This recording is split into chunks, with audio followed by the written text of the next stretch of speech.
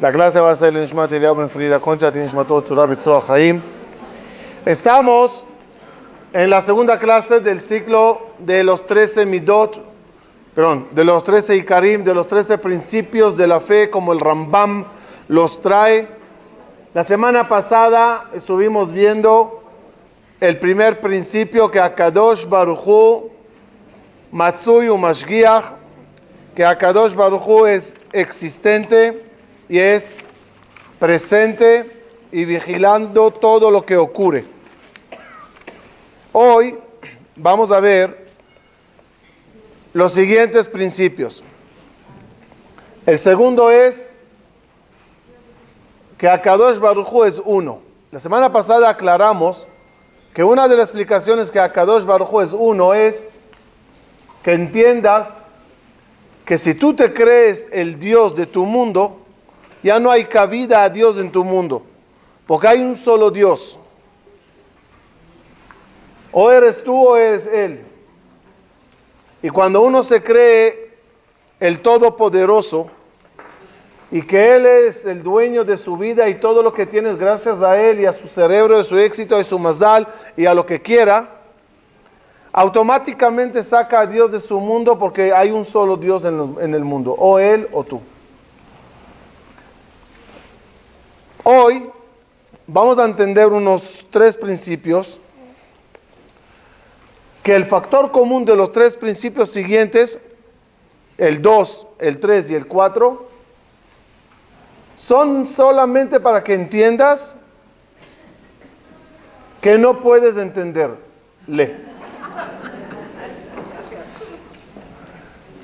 Cuando hablamos de Dios, hay que separar entre cómo me le presentan, para que yo un poquito le capte, y quién es Él en verdad. Otra vez, yo puedo presentarte algo con un ejemplo para que captes más o menos de qué se trata, pero no necesariamente es así. Es como yo te diga, a ver un ejemplo, el sol es como un foco fuerte que ilumina. Está bien, te traje un ejemplo de foco, pero el sol es un foco con electricidad y vidrio y metal, ¿no? El ejemplo es para entender, pero no refleja la realidad. Entonces vamos a hablar un poquito de los ejemplos que nos traen para entenderle a Dios, y después intentaremos entender qué no se puede entender de Dios. Explico. Cuando nos dice Dios es rey sentado en un trono, ¿hay trono? ¿Hay rey, corona, uvas, palmeras? Nos dibujan a Dios con términos terrenales. ¿Con qué fin? Que podrás tú un poco usar la imaginación terrenal, los conceptos terrenales, y hacer como una asociación, como semejanza. Es como un rey. Dios está juzgando. ¿Qué te viene en la mente? Pues un juez, un tribunal, acusadores, defensores. Y cuando te hablan del juicio de Rosh Hashanah, por ejemplo, ¿cómo te lo dibujan? Dios es un juez, hay juicio, hay veredicto, hay firma, Hatimat Tová. ¿Qué es Hatimat Tová? Firma. ¿Con qué Dios firma? Con Mont Blanc, con una pluma, con tinta, sobre pergamino, sobre nube. Todo es metafórico. No hay sello, no hay firma. Hay algo muy elevado que, para que yo lo entienda como ser humano, se me usa términos terrenales. Pero es prohibido pensar que al final el ejemplo terrenal es la realidad celestial. Lo digo otra vez. Es prohibido pensar que el ejemplo terrenal es la realidad celestial, que realmente hay un trono. No importa que te dibujes a Dios como una luz bonita sobre ese trono, no hay trono. Pero tú tienes que entender que hay algo en un concepto muy elevado, que lo más elevado para ti es trono. que es lo máximo celestial, terrenal que puedes ver. Otro ejemplo es que en la Torah aparece sobre Dios. Nos sacó de Egipto, Beyat Hazaká, Bizroa Netuyá, la mano de Dios, ¿no? Y debajo de sus pies, dice el versículo, Dios ve, Dios escucha con términos de ojos y oídos. No hay ojos, no hay oídos, no hay pies y no hay manos. Pero cuando la Torah te trae esos ejemplos, es para que tú entiendas como un humano el término de mano, el término de pies, el término de ojos, el término de oídos.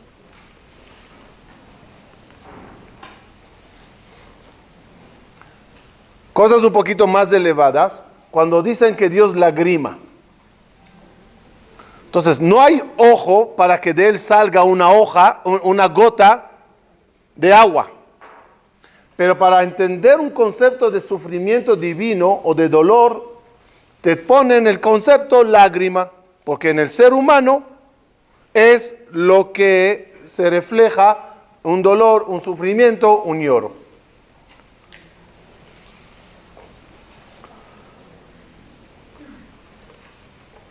Por lo tanto, ¿se puede materializarle a Dios para entenderle? Sí, los versículos lo hicieron. Pero, ¿qué sí es prohibido? Díganmelo. Creer que el ejemplo es la realidad. Entonces, ¿cuál es la realidad? Ya entendí que para que yo capte algo me tienen que usar palabritas terrenales. Ok, ya maduré un poquito, ya no soy un niño, ya entendí que no hay trono, ya entendí que todo es ejemplo. Pues, ¿qué es Dios? Dice el Rambam. Tienes que saber quién es Dios. No caigas en los ejemplos. Entonces, ¿cuál es la realidad?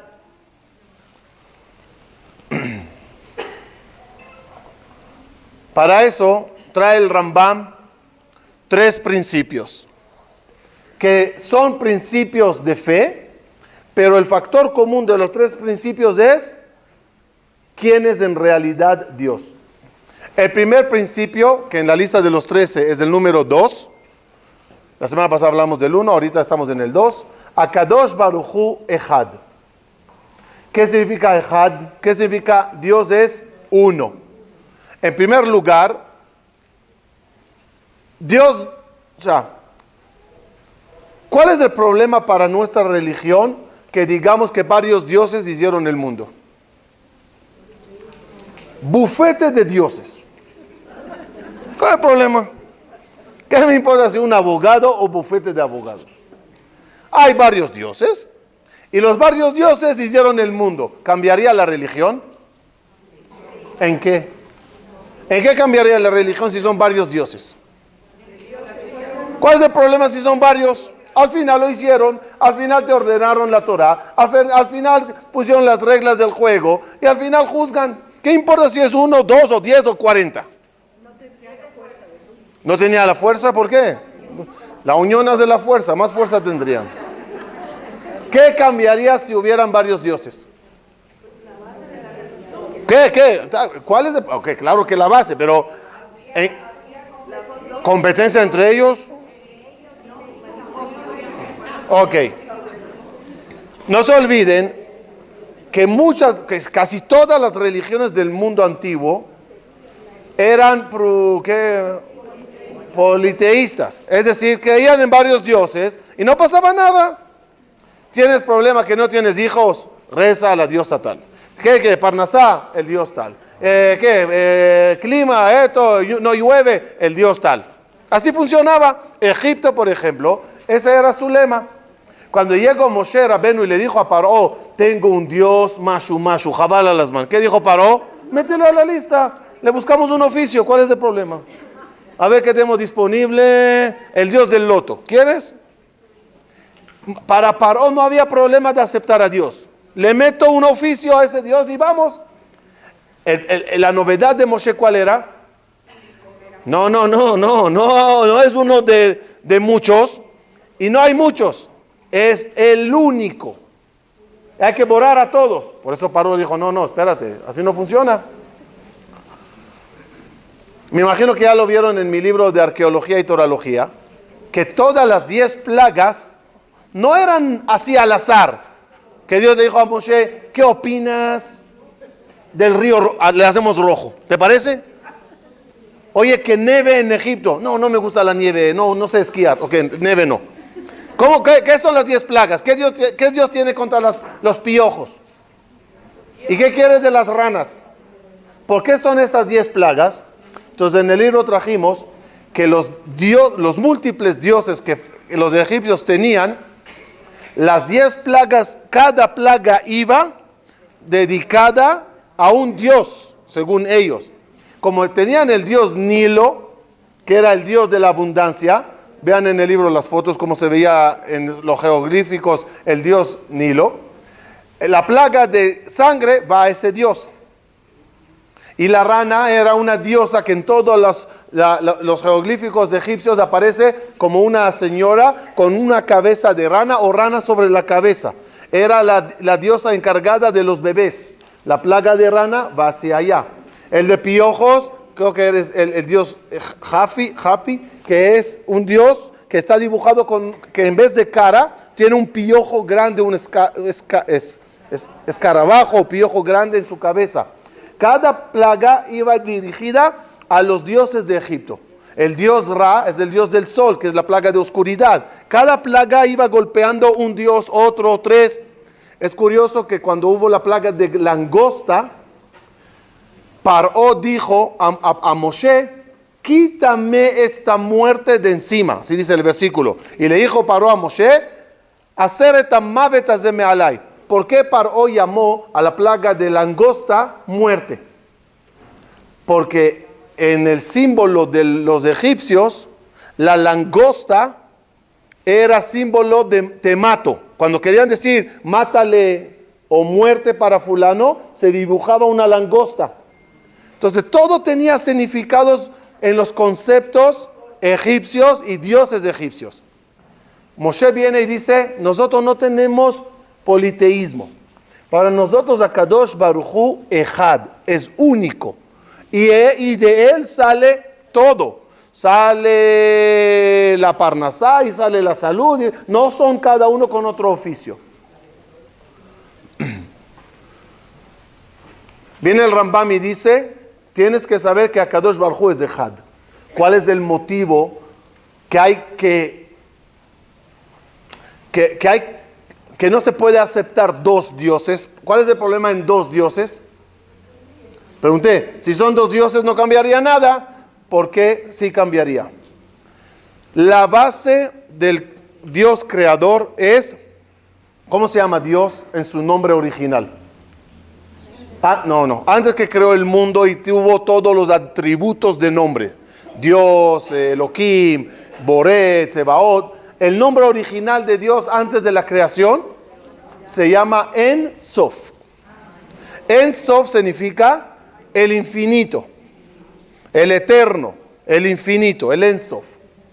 Después que empieza la creación, ya se llama el Boré, el Elohim, Hashem, todo lo que quieran. Pero en su nombre original, según la Kabbalah, el nombre de Dios es En Sof. ¿Qué es En Sof? Infinito. Solo el infinito puede crear un mundo. Solo el infinito puede ser todopoderoso, porque no hay nada que le limite. Si el Dios está limitado, alguien le limitó. Y si alguien que le limitó, tiene fuerza sobre lo limitado. No sé si me entendieron, pero si no, no pasa nada. Nada más un detalle. Si son dos dioses, ¿cuál es el problema? Que ya no puedes decir que es infinito, porque donde empieza el segundo es el fin del primero. Entonces ya no es infinito, uno infinita al otro. ¿Lo dije bien? Uno le pone el límite al otro, y lo que está limitado ya no es un creador. Por eso es uno, porque es infinito, y el infinito solito hizo las cosas. Hasta aquí podemos más o menos captar y entender. Pero hay un lema clave que es lo que empecé como introducción a decir.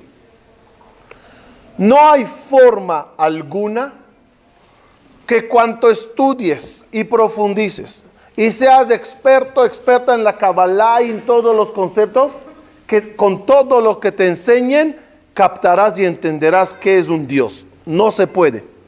No hay forma. En la frase de Rab Albo es Ilu yedativ aitiv. Una frase profunda. Si le entendería, si le conocería, si le captaría, yo lo sería. Es decir, cuando yo capto algo y lo entiendo a su totalidad, puedo ya copiarlo y serlo, digamos. Como no puedo entender nunca a Dios, nunca puedo ser un Dios. En el punto número 1, ¿qué es Dios es uno? ¿Qué es uno? ¿Entienden qué es Dios uno? No lo podemos entender. Porque no hay nada en el mundo que es uno. Explico. Uno, no de muchos. Uno y no formado de varios. Explico. Esta mesa es una. Este extender es uno. Este sidur es uno. Sí, pero es uno de muchos.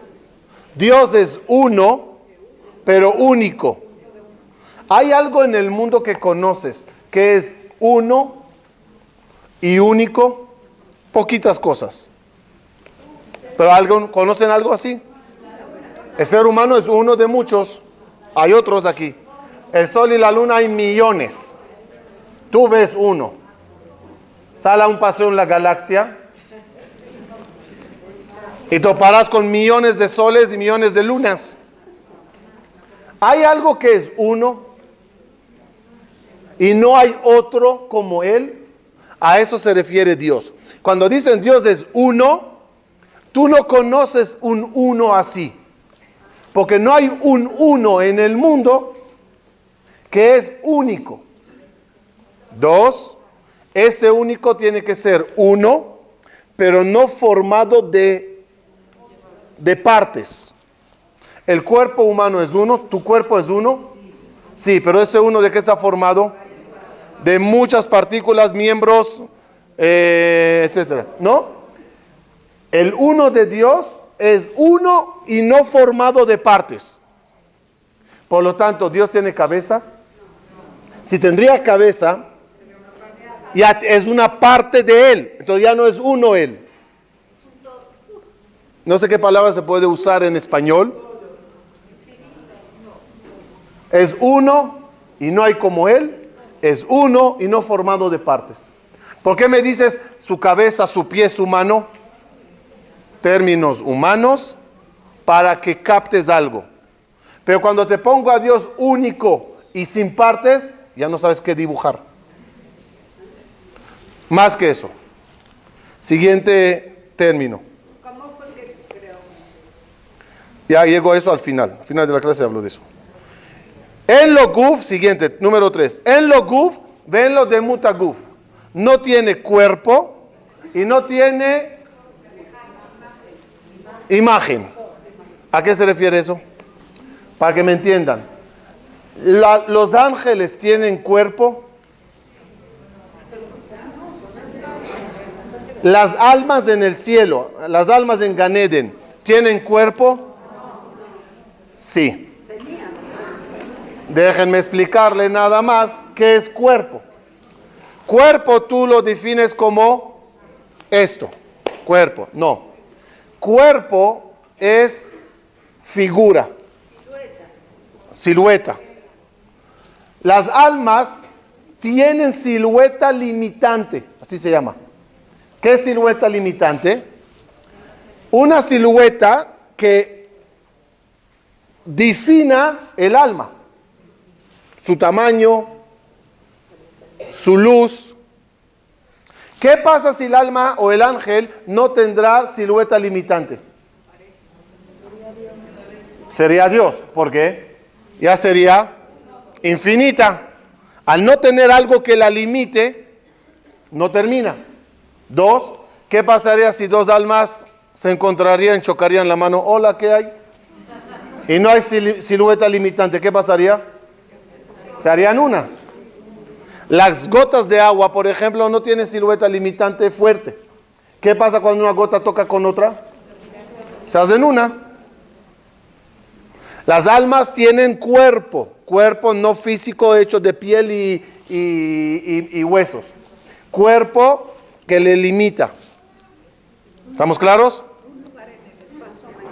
Otra vez, el alma tiene que tener un borde. Si no tiene un borde, se pierde. ¿Estamos claros? ¿Dios lo tiene? No. Dios no tiene una silueta limitante. Otro detalle, cuando ya quieres imaginártele a Dios, ¿cómo te le imaginas?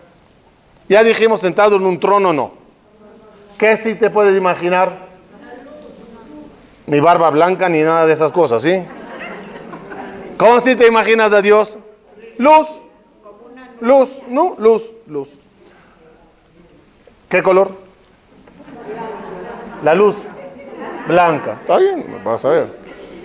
Dice el Ben Ish Chai, el humano puede imaginarse a Dios como una luz blanca infinita.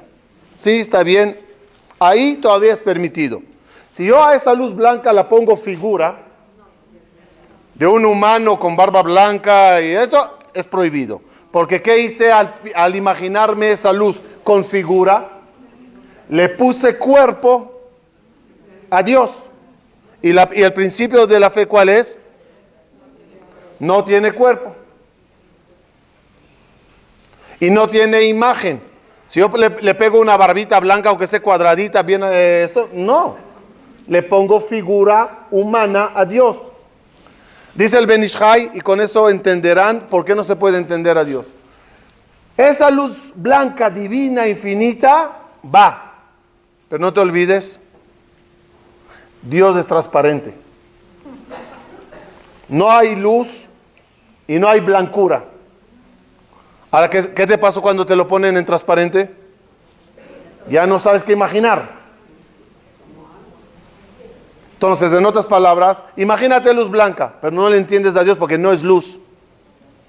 Es algo transparente que no tiene fin. Entonces, es como aire. A ver, dibújame el aire o imagínate el aire. ¿Dónde empiezo? ¿Dónde termino? ¿Dónde está el aire? Si no tiene color el aire, no le puedo dibujar muy bien. Tienes que entender que jamás podrás definirle a Dios. Por lo tanto, cuando vengas a hacer preguntas sobre Dios, haces preguntas sobre algo que ni siquiera entiendes qué es, cómo es. Si yo hago preguntas, oye, ¿por qué ese señor hizo así? ¿Qué opinas? Entonces, mira, vamos a analizarle. Mira, como yo le veo, es una persona ya mayor de edad o jovencito. Mira que es así, es así. Mira, se viste así. ¿Puedes imaginarte y juzgar a alguien cuando tienes una figura para juzgar y analizar? Pero cuando no tienes nada, ¿dónde empiezas? ¿Dónde terminas? Y el cuarto, y ahí empezamos a cerrar la idea.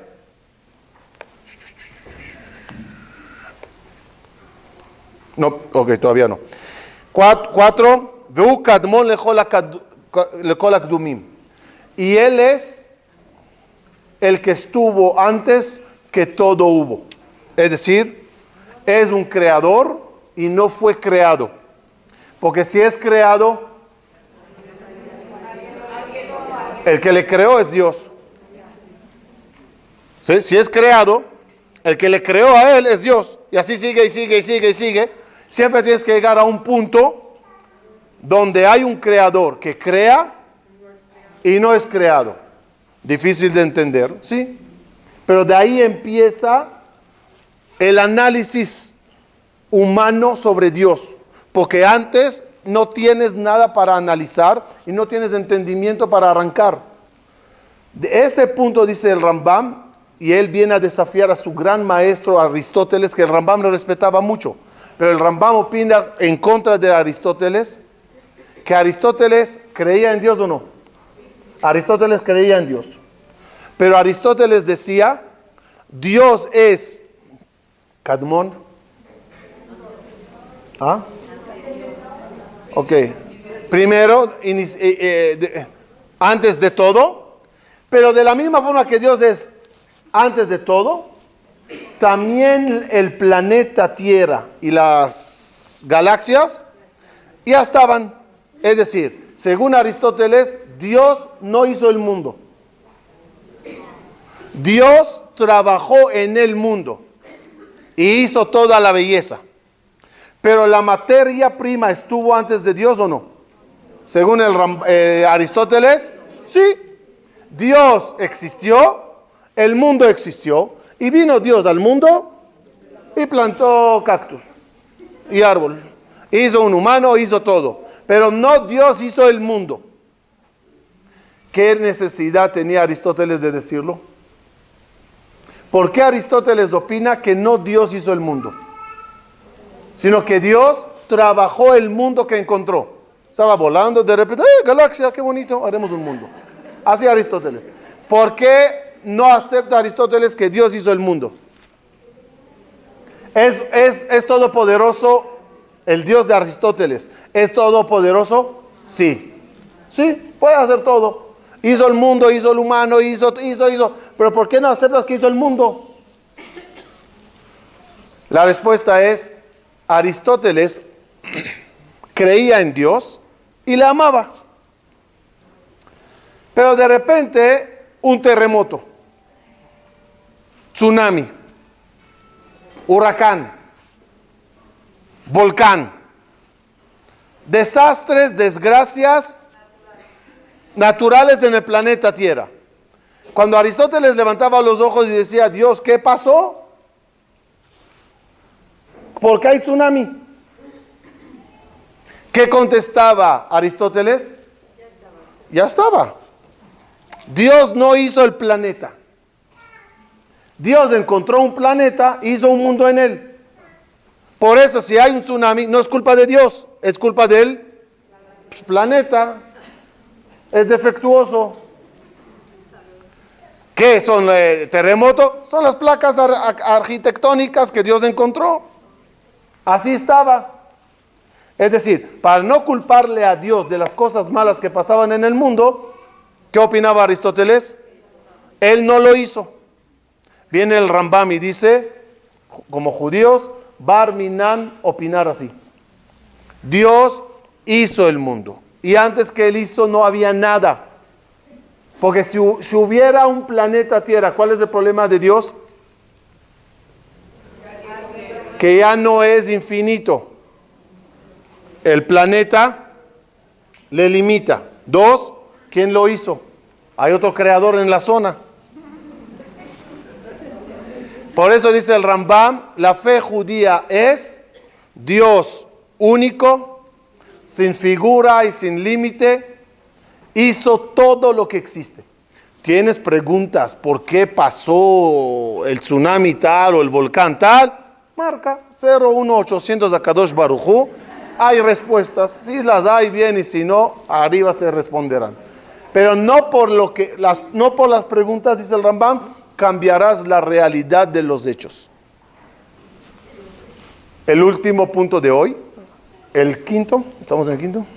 En el quinto, dice el Rambam, por lo tanto, por todo lo que te dije hasta ahora, que a Kadosh Baruj Hu, vamos a resumir los 4 principios para entender el quinto. Akadosh Baruj Hu, el 1 es Matzui u Mashgiach, existe, está y está vigilando todo lo que pasa. 2, es uno y único y no hay nada parecido a esa unicidad. 2, el 3, no hay imagen, no hay figura, todo lo que se te dijo es para que entiendas algo, pero no hay nada físico. 4, él es el primero de todas las cosas y él hizo todo lo que ves. Ahora viene el quinto para entender ¿a dónde nos llevan esos 4? Dice el Rambam, y por lo tanto, ¿dónde estoy? Ven abodá lezulato. No hay a quien pedir y rezar, solo a él. ¿A qué se refiere el Rambam? En la vida, una persona procura solucionar sus problemas. Suplicar, pedir, equivale a rezar. Porque cuando tú rezas, suplicas a Dios. Cuando yo voy y hablo con una persona del problema que tengo y quiero que él me lo resuelva, ¿qué estoy haciendo?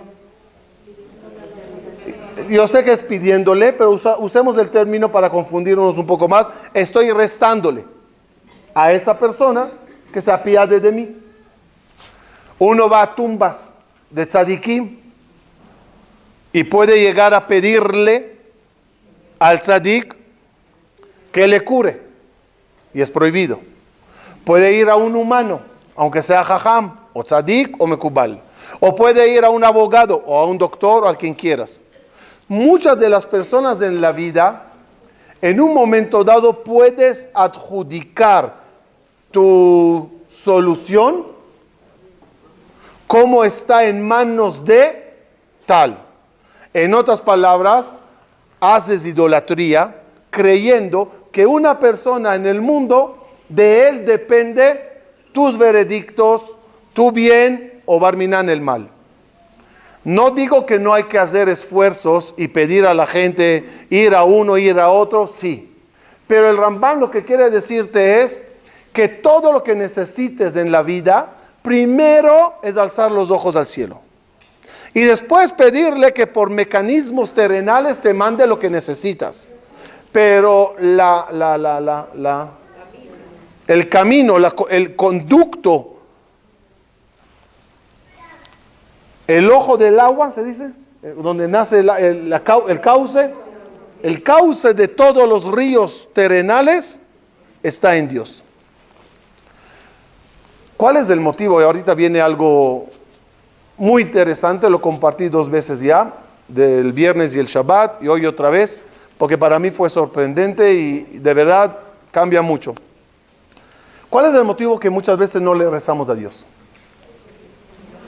¿Cuál es el motivo que muchas veces en la historia estábamos bien enojados con Dios y la verdad no provoca levantar los ojos y decirle, ayúdame? ¿Cuál fue el motivo de no alzar los ojos al cielo durante muchos siglos, en muchos casos, muchas personas? El enojo a Dios, ¿qué causaba? Si yo estoy enojado con Él, ¿cómo le voy a rezar? ¿Cuándo estábamos enojados con Dios? ¿Ejemplos? Ya traigo un ejemplo pequeño y cada uno haga copy-paste a cosas más grandes. Una persona de forma trágica falleció un ser querido. Va al CNIS y le dicen, pues Dios se lo llevó. Después, al día siguiente, tiene un problema pequeño. ¿Le rezará a Dios para que le ayude o no? Muchas veces, mucha gente dijeron, pues ese Dios tan malo que me quitó a mi querido, no se merece que yo le hable. Estoy molesta con él. Agrándanlo a casos de holocausto, inquisiciones, pogromes, terrorismo, bombas. Mucha gente terminan resentidas con Dios. Y ese resentimiento, ese dolor, ¿qué causa? Alejamiento. ¿Es justo el alejamiento? No sé si pregunté bien. ¿Es justo? ¿No es la palabra? ¿Es lógico? ¿Es lógico? ¿Es lógico? Sí, es lógico. A ver, si no me quiere. O sea, es duro decirlo, ¿no? Pero es un sentimiento que corre dentro, pero vamos a intentar ponerlo en la mesa de operaciones y analizarlo. Si me odia, sin corazón me reventó la vida, ¿yo por qué le voy a decir Boker Tov, Modeani, o Shema, o Birkat Hamazon, o Shabbat, o lo que sea? Ocurrió en la historia y ocurre. ¿Cuál es la respuesta a ese sentimiento? Lo respondimos con una pregunta muy curiosa. Yosef Atzadik fue secuestrado por sus hermanos, vendido como esclavo, llegó a Egipto, se hizo virrey. ¿Quién está llorando todos los días por él? su papá Jacob. ¿Cuál es el motivo que Yosef nunca mandó una carta a su papá diciéndole, pa, estoy vivo? ¿No es lo mínimo?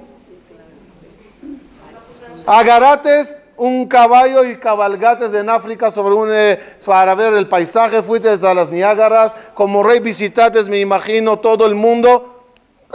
Un día agarra un caballito, Eretz Israel, hola pa, ¿cómo está? Estoy vivo, soy virrey, vamos a tomar un café en Starbucks. O sea, podías hacer muchas cosas.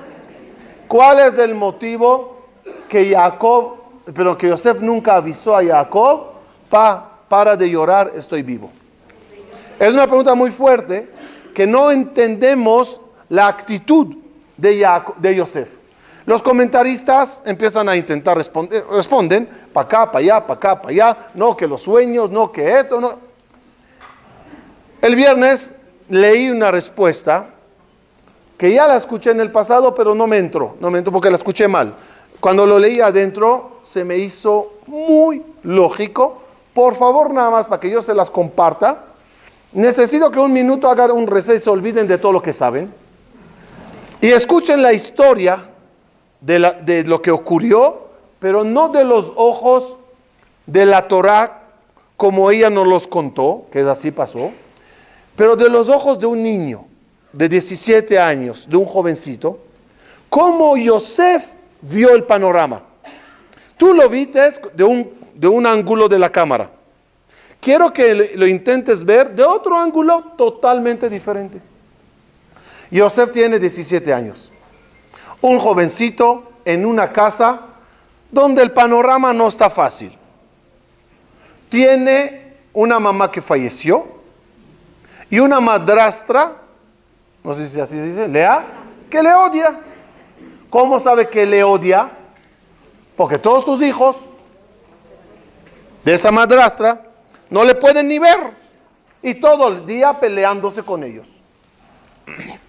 ¿Con qué historias creció Yosef? ¿Qué le contaban a Yosef de niño?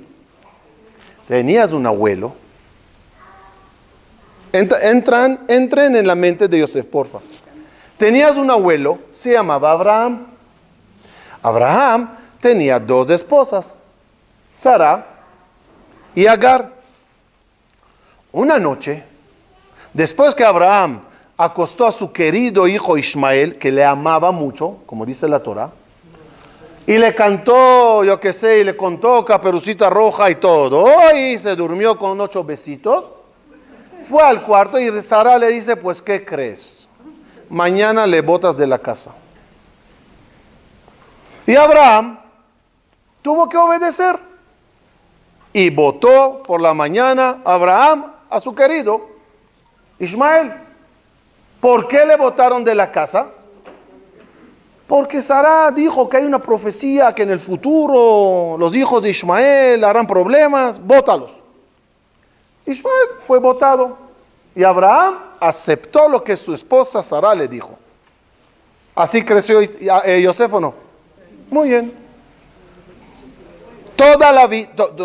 Todos los años, 22 años, escuchen bien, Yosef juraba que su papá Jacob era parte del plan. Y la emboscada que le hicieron los hermanos era ya planeada con su papá. ¿Por qué? Porque se repitió la historia. La esposa número 1, que es Lea, le dijo al esposo, bota el hijo de la esposa número 2. Lo que hicieron a Ismael, me están haciendo a mí. Agréguenle pruebas a la teoría de Yosef. ¿Las pruebas para esa teoría de Yosef cuál es? Vamos a empezar. 1, antes que mi papá me mandó, me regañó fuertemente y se peleó conmigo. Y me gritó, ¿qué son estos sueños que tienes? ¿Acaso vendremos tu mamá, que ya murió, y yo a posternarme ante ti? ¿Es lo que tú me estás diciendo, hijo? ¿Que tu sueño es ver a tu papá de rodillas ante ti? Le metió una reganiza. Eso. Y al día siguiente, ¿qué le dice? Oye, tú vete a ver a tus hermanos. ¿Qué? Nunca me mandaste a ver a mis hermanos. ¿Justo hoy crees que yo vaya? ¿Qué tan preocupado estás? Son gigantes, son fuertes. Llega y todo está listo. El pozo, los vendedores, los compradores, todos los hermanos ya planeados. ¿Qué dijo Yosef? Complot. Emboscada. 22 años Yosef odiaba a su papá. Otra vez. ¿Por qué te sorprende? Porque de antemano cuando te cuentan toda la historia, la cámara ¿dónde está? En casa de Jacob. Y sabes que está sentado en el piso llorando. Y sabes que le ama. Pues no se te ocurre otra alternativa. Pero velo de otro ángulo. Es otra película. Sí. Sí, la túnica se lo hizo días antes, meses antes, años antes. No sé cuándo se la hizo. Pero al final le regañó otra vez. Aunque Abraham dio besitos a Ismael antes de dormir, al día siguiente le botó. Ya con que le dé túnica hoy, si la esposa le calentó la oreja, al día siguiente, aunque tenga la túnica, le bota con la túnica. Es lo que hicieron a Ismael. Soy el hijo rebelde, soy lo que quieran, el soñador que no tiene culpa, y me votaron. ¿Cómo vive Yosef 22 años? Escuchen el concepto porque hay que marcarlo para después de entender cómo llegamos a eso, ¿no? Está enojado de su papá porque le culpa al ser parte del plan, sino la cabeza del plan. 2, que es muy importante el 2, yo soy un tzadik. Yo, Yosef, soy un tzadik. ¿Qué culpa tengo yo?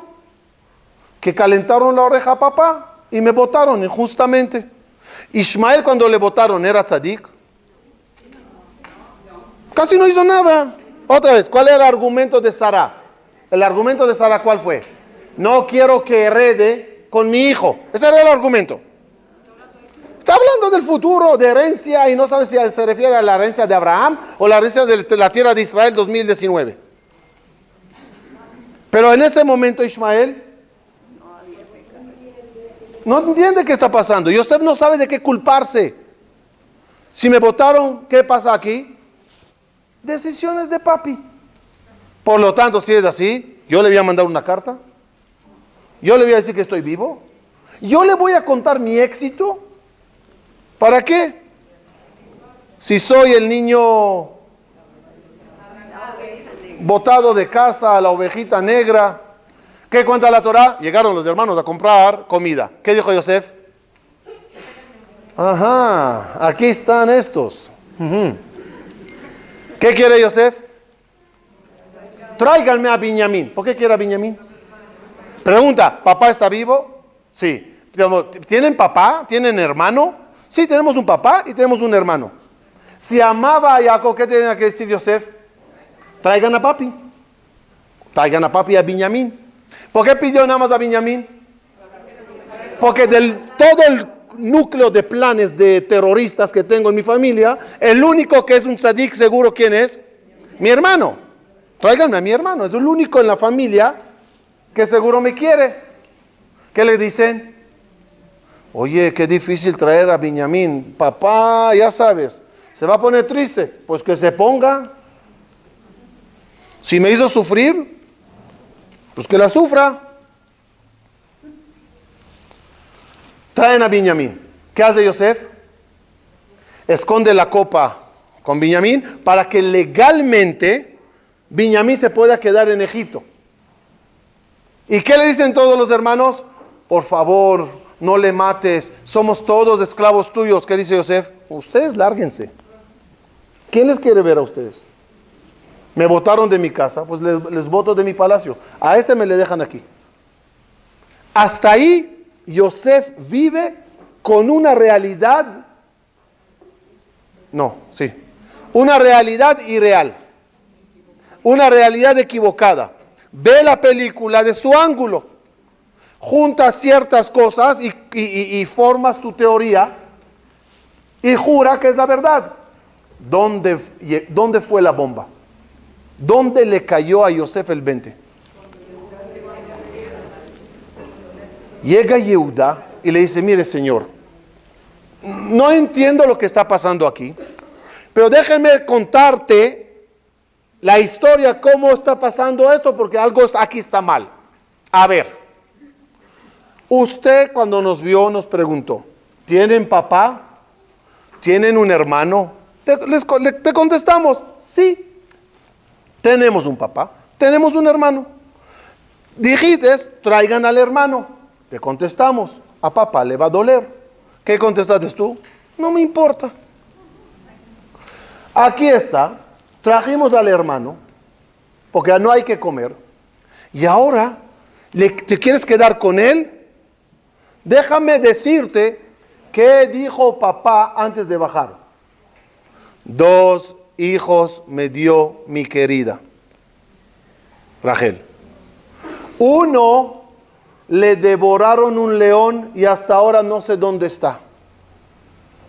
Y el otro se le quieren llevar. Yosef en ese momento, ¿qué escucha? Que su papá cree que a él le pasó un accidente.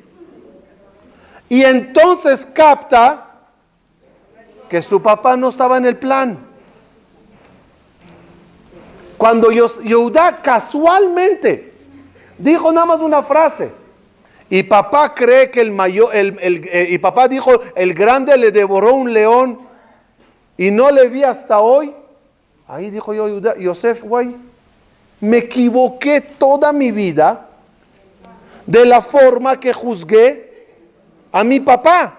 Por eso dice el versículo, terminando esa frase, dice el versículo, y no pudo Yosef resistir y gritó, yo soy Yosef, mi papá está vivo. Mi papá en el sentido, el que tanto me amó y me ama, y yo estaba pensando que me odia.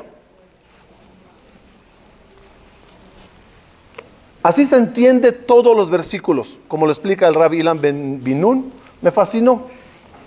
Lo increíble, ¿saben qué es? Que la historia de Yosef es la historia que se repite con todos nosotros. Somos Yosef. Y muchas veces le culpamos a papi de todas las cosas emboscadas que nos pasan en la vida. Uno dirá, ¿cómo? Claro que él es el culpable, ¿cómo? Él lo hace. No. Sorprendentemente, no. Vamos a ver. ¿Qué Yosef se preguntó cuando entendió que su papá nunca hizo nada malo? ¿Qué pregunta sigue? Entonces, ¿por qué me pasó a mí lo que me pasó? ¿La respuesta cuál es? No, dejen a Dios de lado. Yo provoqué con mi forma de hablar con mis hermanos, con mi forma de actuar, con el chismoso que yo era, los sueños como se los contaba, la humillación como yo venía a Judá y le decía, te vas a posternar ante mí. Al final mis actos me causaron el conflicto. Mi papá no tenía que ver nada aquí.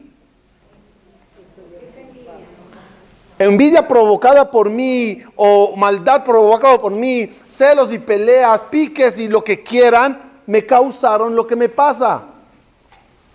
Para de culparle a Dios. Tu papá, sorprendentemente, te ama. Y tu papá, Dios, sorprendentemente, llora por todo lo que te pasa. No es parte de los planes negativos. Muchas de las cosas que nos pasan en la vida, ¿quién son los culpables? Uno mismo de sus actos. Uno mismo de lo que hace, de cómo vive, de cómo provoca, cómo falla, cómo peca. Si comites veneno y te desmayates, no es culpa del doctor. Tú no puedes ir al doctor, hiciste un complot con la botellita esta de calavera. Yo no hice nada. ¿Quién te manda a tomar veneno? Ese es el concepto que dice el Rambam. A él, al Creador, es el único que se merece que le reces. No te enojes con él. No te hizo nunca nada malo. Todos son acciones y reacciones del humano mismo con cosas que hace. No te enfades con Dios y no le culpes de lo malo. Si hay un problema, rézale para que lo arregle. ¿Qué pasaría si Yosef no creería que su papá estaba en el plan? ¿Qué haría Yosef? Apenas le vendieron, diría Yosef a los compradores, secuestradores, como quieran verles: Señor, ¿por cuánto me compraste? ¿Saben el monto? 20 monedas de plata. ¿Por qué no vas a mi papá? Da la vuelta aquí. Va con mi papá, te paga 40. Mi papá me rescata seguro. ¿Por qué no aconsejó Yosef que le vendan al papá? Respuesta: porque creía que su papá es parte del plan. Te ahorrarías muchos sufrimientos, Yosef, si supieras que tu papá nunca te va a vender. Ahorrarías mucho si supieras que todos los problemas pueden nacer únicamente de tus decisiones en la vida equivocadas que causan consecuencias. No te enfades nunca con Dios. Si pasa algo incómodo en la vida personal de alguien, no le culpes a Dios, cúlpate. Porque seguro algo hice en esta vida, en la anterior, no sé, que me causa esta reacción. Y si quiero salir del problema, la única forma, ¿cuál es? Llamar a papi y decirle: ayúdame. No le llamas porque crees que es cómplice. No es cómplice. Eso es lo que dice el Rambam. Y a él, y solo a él, se debe de rezar todo momento, en cada situación. Más vale que te autoculpes y llames para buscar la solución, que le culpes a él y no voltees a hablarle y te encuentres en el problema sin callejón de salida. Que sepan, ese es el motivo que el pueblo judío en Egipto no rezó a Dios nunca para que le saque de la esclavitud. Y aprendí ese Shabbat algo que no sabía. El pasuk que dice: y murió el rey de Egipto y los judíos gritaron. Yo siempre pensé que gritaron se refiere, rezaron a Dios. Todos los comentaristas, todos dicen gritaron, no es rezaron. Gritaron de dolor. Ya no puedo más. ¿A quién gritaron? Al vecino, al amigo. Se quejaron con el psicólogo. A Dios nunca. Y la pregunta es: ¿por qué no rezas a Dios? Yo le voy a rezar a Él si Él me metió. Y la respuesta de Dios: no te metí. Nadie te manda a hacer equivocaciones en Egipto, ser idólatra, dejar de hacer Brit Milá, juntarse, asimilarte, perderte, y después te pasan los problemas con los egipcios. No te lo provoqué, no te lo mandé, profeticé que pasará. No quiere decir que lo mandé que se haga. Es otro Dios cuando entiendes que eres culpable de lo que te pasa. Tomas responsabilidad y levantas el teléfono para Él que te ayude. A Él hay que rezar y solo a Él. Muchas gracias.